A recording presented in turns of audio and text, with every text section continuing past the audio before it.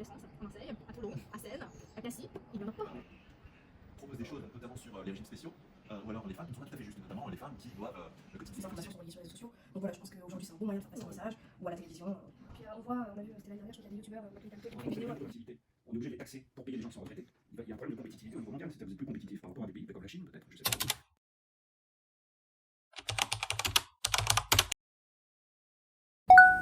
La première petite question, c'est qu'est-ce que vous pensez à la réforme de retraite? Comme c'est bien, c'est mauvais ou... Je pense que le fait que ce soit pas bien, on s'en rend tous compte, hein, on voit bien les manifestations, les gens qui sont pas d'accord avec ça et l'impact que ça a sur soit les gens qui vont être à la retraite bientôt, ou enfin, qui pensaient l'être bientôt et qui ne seront pas forcément bientôt, et ceux qui voient que ça va peut-être être un problème dans 10-15 ans si jamais ça continue comme ça. Donc ouais, c'est quelque chose qui a un énorme impact sur le peuple, hein, c'est sûr. En effet, la réforme des retraites, elle concerne tout le monde, même si on est très jeune, si on commence dans la vie active, elle nous concernera forcément bientôt. Donc moi je pense qu'au vu des chiffres et des études qui ont été menées par le Conseil d'orientation des retraites, qui est un organisme qui a étudié la retraite, je pense que c'est une réforme qui est nécessaire dans le sens où plus tard, il y aura plus assez d'actifs pour financer les retraites des retraités. Donc c'est pour ça qu'il faut changer quelque chose à un moment, donc réformer. Donc je suis pour une certaine réforme. Après il y a la forme dont ce nouveau système est mis en place, est adopté, donc vous savez, elle est passée au Parlement et passée en force par le Parlement. Et ça, justement, ça montre un peu une négligence des débats, une négligence de considération, que ce soit des syndicats, mais aussi des salariés, etc. Voilà. Donc ça a donné lieu à beaucoup de mouvements sociaux, des manifestations assez violents, on l'a vu, hein, notamment à Marseille, à Paris, vous avez vu les images. Et ces mouvements sont légitimes parce qu'il y a le droit de grève est quelque chose de français fondamental. En revanche, la casse, la destruction des biens, la destruction des bâtiments, etc., là, c'est pas légitime et c'est même mauvais. Ça décrédibilise les revendications. Pour ma part, aujourd'hui, je trouve que le changement n'est pas non plus énorme parce qu'on va dire que le temps de travail est rajouté seulement 2 ans.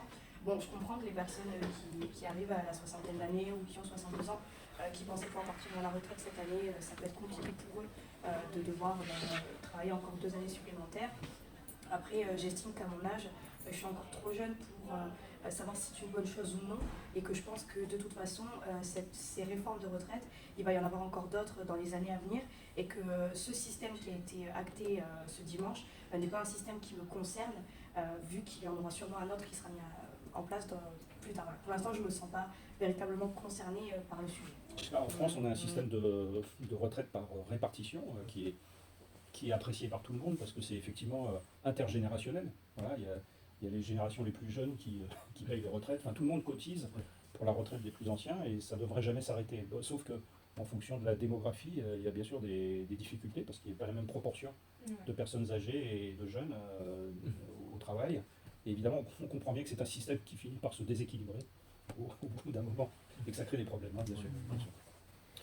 Et puis après, il y a bien sûr des débordements qui sont difficiles à maintenir. Il y a presque une menace de révolution, hein, c'est les mots qui circulent, et qui sont un peu le fait là je pense, d'une exaspération, parce que c'est pas que la retraite. Je pense que maintenant, toutes les initiatives de ce gouvernement risquent de créer quand même des tensions, parce qu'il y a peut-être aussi une attitude un peu peut-être de mépris par moment, de mépris sur les classes qui sont un peu plus laborieuses. C'est un espèce de ressenti de beaucoup de personnes.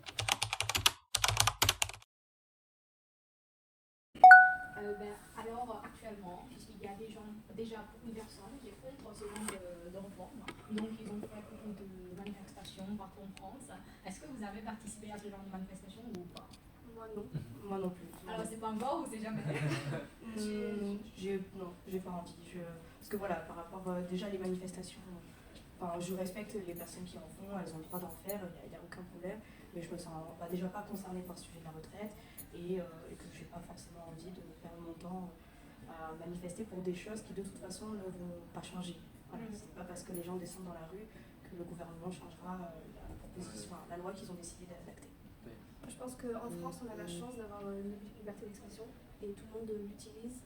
Après, je suis pas sûre que ce soit la meilleure façon de faire passer des messages en manifestant dans la rue, surtout qu'il y a, je trouve, énormément de débordements. Et c'est justement en débordant que les personnes vont poser.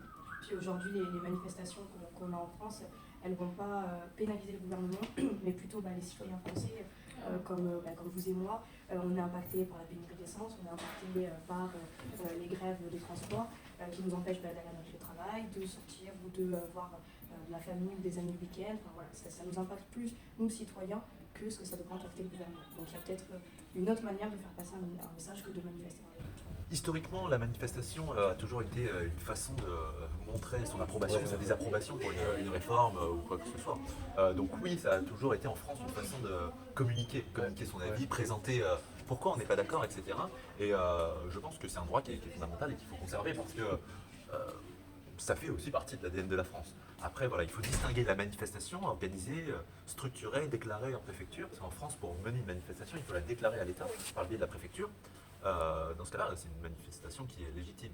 Il faut distinguer ça des manifestations de casseurs où les personnes ne déclarent pas leur mouvement et ont pour but de dégrader les biens, les bâtiments, etc. Parce qu'ici, peut-être que ce serait la solution que vous utiliserez. Je pense que nous, si c'est ce qu'on utilise aujourd'hui, les grèves, les manifestations, c'est parce qu'il n'y a pas d'autres solutions pour que le peuple soit entendu. Donc, Vraiment voir ça comme un moyen de communication. Ouais.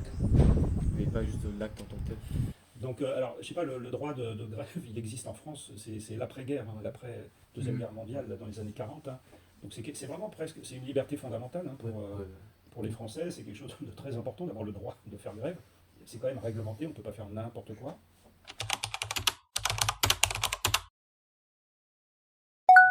Une petite question, c'est est-ce que vous pensez que la manifestation est le seul moyen de communiquer avec le gouvernement? Non, je pense pas. Il existe d'autres. Déjà aujourd'hui, je pense qu'avec l'enflammation, on va dire, des réseaux sociaux, pour faire passer des messages, ça peut avoir des ampleurs bien plus importantes que des manifestations. On a vu, c'était l'année dernière, je crois qu'il y a des youtubeurs, qui ont fait une vidéo avec le président. On voit que ces personnes-là, elles ont forcément un plus grand pouvoir au final que tous les citoyens en manifestant. Et c'était plus facile de faire passer des messages plus respectueusement et plus simplement. On voit bien que le système de retraite, en réalité, comment il pourrait être financé le système de retraite si ce n'est pas par le fait d'allonger la durée de travail? Comment on pourrait le financer autrement?